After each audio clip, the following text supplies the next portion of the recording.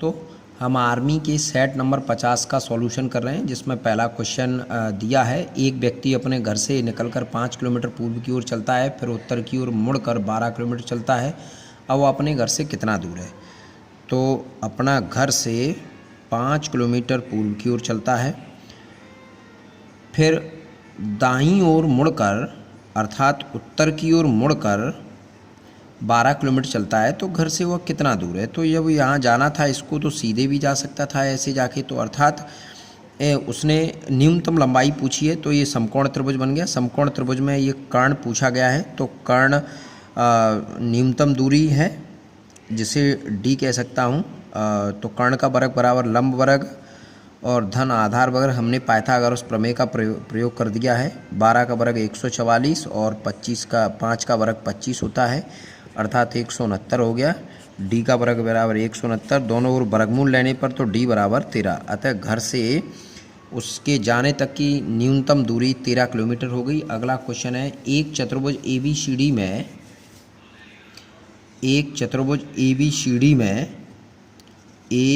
ABCD में बोल रहा है कि AB बराबर है BC के बराबर है CD के और उसके विकर्ण AC तथा BD बराबर हैं।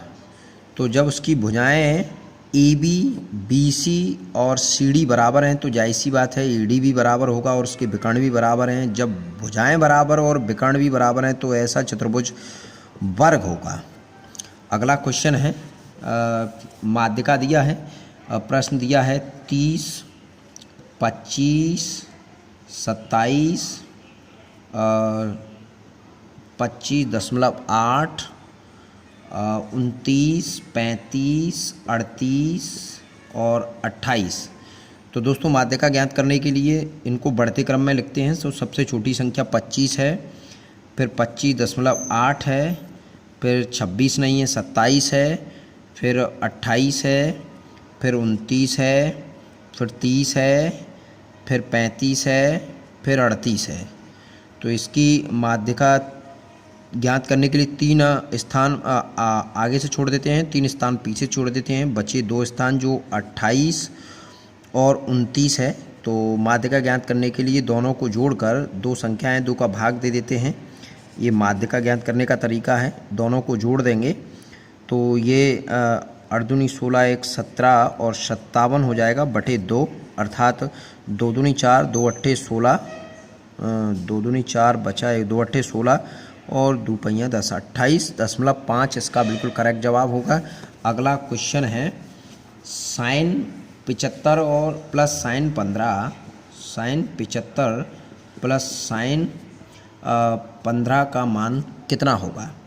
तो दोस्तों ये साइन 75 और साइन 15 यानी ये फॉर्मूला लग रहा है sine A plus sine B जो होता है 2 sine A plus B/2 into cos A minus B/2, जहाँ A 75 है और B 15 है। तो 2 sine A plus B 75 plus 15 90/2 into cos A minus B, A minus B 75 में से 15 गया तो 60/2। तो 2 से मैंने ये 90 काट दिया, 2 से मैंने ये 60 काट दिया। तो 2 साइन 45 इंटू कॉस 30। तो साइन 45 का मान होता है 1/√2 इंटू कॉस 30 का मान होता है √3/2। 2 से 2 कट गया, आंसर हो गया √3/√2। इसका बिल्कुल करेक्ट आंसर होगा। अगला क्वेश्चन है, बेलन के आयतन का सूत्र क्या है? तो दोस्तों बेलन कुछ इस प्रकार की आकृति होती है जिसकी ये ऊंचाई है, ये वृत्त है नीचे जिसकी ये त्रिज्या है। तो इसका आयतन होता है πr²h, वक्र पृष्ठ होता है, वक्र पृष्ठ सरफेस एरिया 2πrh, और इसका संपूर्ण पृष्ठ होता है, संपूर्ण पृष्ठ 2πr r प्लस h होता है। तो दोस्तों इनको ज्ञात कर सकते हैं, ऐसे इस प्रकार से याद रख सकते हैं जो प्रश्न पत्र में सीधे सीधे प्रश्न पूछे जाते हैं। अगला क्वेश्चन है, एक मारुति की गति 54 किलोमीटर प्रति घंटा है, तो मीटर पर सेकंड में उसकी चाल ज्ञात कीजिए। किलोमीटर प्रति घंटे को जब हम मीटर पर सेकंड में ज्ञात करते हैं तो 5/18 का गुणा कर देते हैं। 18 × 54 5 × 15 मीटर प्रति सेकंड इसका आंसर होगा। अगला क्वेश्चन है, गुणनखंड पर आधारित है। x² प्लस के 5x प्लस 6 बड़ा ही सरल और सहज प्रश्न है। तो दोस्तों बचपन में हम पढ़े थे कि ये x² प्लस 5x प्लस 6 है, तो इसका लास्ट वाली संख्या का गुणा करें तो 6 आवे और जोड़ें तो 5 आवे। तो 3 2 5 और 3 दूनी 6 अर्थात x प्लस 3 और x प्लस 2 इसका बिल्कुल करेक्ट आंसर होगा। अगला क्वेश्चन है दोस्तों,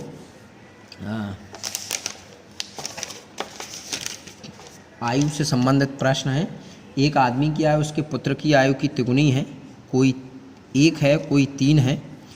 16 वर्ष बाद अपने पुत्र की आयु का दुगना हो जाएगा। कोई 2 है, कोई 1 है। जो बड़ा है वो हमेशा बड़ा रहेगा, जाहिर सी बात है। इसमें ये पिता है, ये पुत्र है और ये वर्तमान उम्र का रेशियो दिया है। तो दोस्तों इसको शॉर्ट ट्रिक तरीके से ज्ञात कर सकते हैं।